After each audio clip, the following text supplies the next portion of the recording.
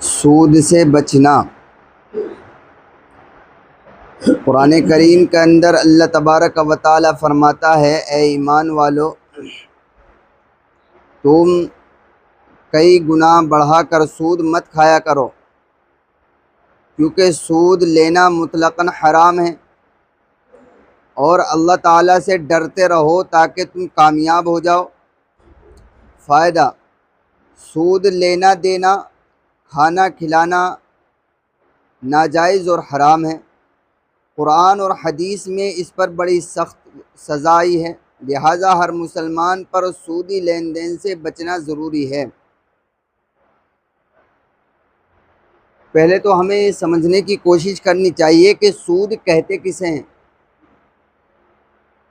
आजकल इस्लाम दुश्मन ताकतों ने सूद का नाम बदलकर और इंग्लिश सिखाकर इंटरेस्ट नाम रखकर उसे जायज़ कहने की कोशिश की है। हालांकि आज का नौजवान तबका ये समझता है कि इंटरेस्ट तो मुनाफा है। हालांकि जिसे हम उर्दू में सूद कहते हैं, जिसे हम फ़ारसी में रिबा कहते हैं या अरबी में रिबा कहते हैं, उसे ही इंग्लिश में इंटरेस्ट कहते हैं। रहा मसला ये कि होती क्या चीज़ है, तो बहुत मुख्तसर और मोटे अल्फाज में, आसान अल्फाज में यूँ समझिए कि बग़ैर किसी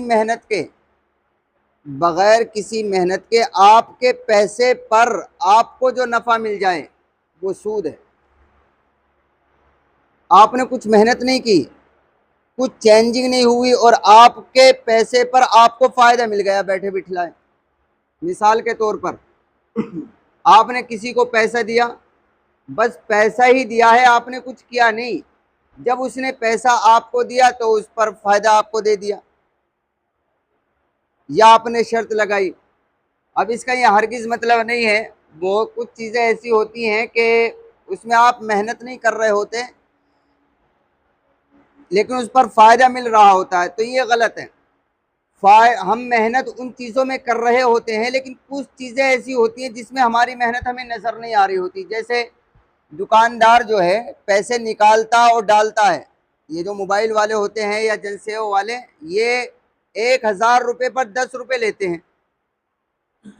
तो हमें लग रहा होता है ये क्या मेहनत कर रहे हैं इसमें, हालांकि वो अपनी मशीन का इस्तेमाल कर रहे हैं।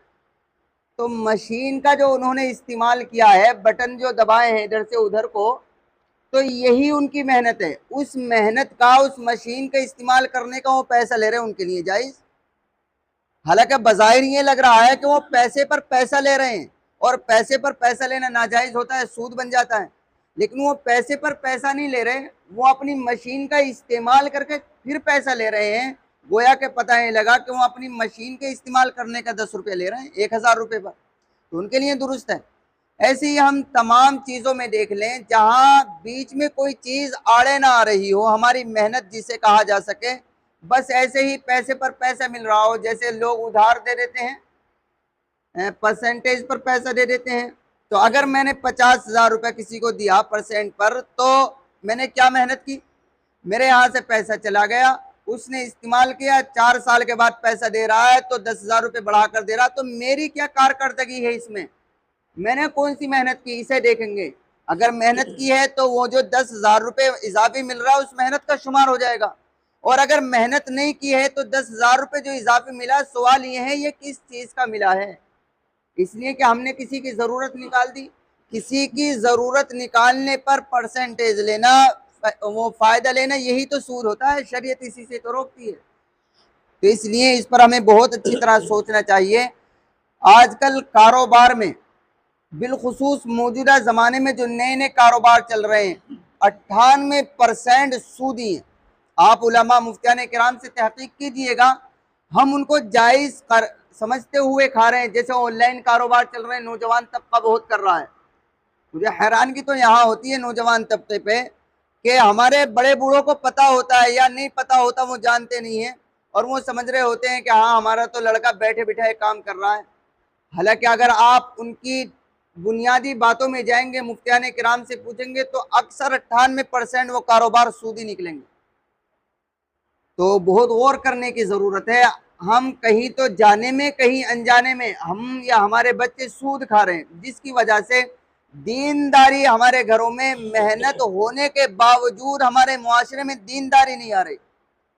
और हलाल कारोबार अगर अपना चेक करना है कि हमारे पेटों में हलाल जा रहा है या नहीं, अगर हमें चेक करना है तो उसके लिए एक ही बात काफ़ी है जो उलमा ने लिखी है कि जब मुआशरे में मेहनत के बावजूद दीनदारी ना आ सके, बच्चों में बाप के दीनदार होने के बावजूद दीनदारी ना आ सके, और घर की बीवी में, घर की औरत में शोहर के दीनदार होने के बावजूद दीनदारी ना आ सके, तो समझ लेना चाहिए कहीं ना कहीं हमारे कारोबार में, हमारे खिलाए में कुछ ना कुछ गड़बड़ है।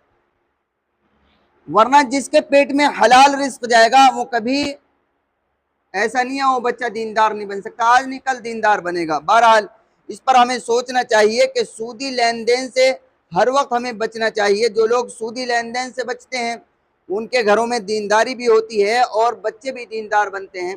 और जो हराम रिज्क अपना लुकमा बनाते हैं, खाते हैं, बच्चों को खिलाते हैं, ना तो वो खुद दीनदार बनते हैं, ना उनकी आने वाली नस्लें दीनदार बन सकती हैं। अल्लाह ताला हम सबको अमल की तौफीक अता फरमाए।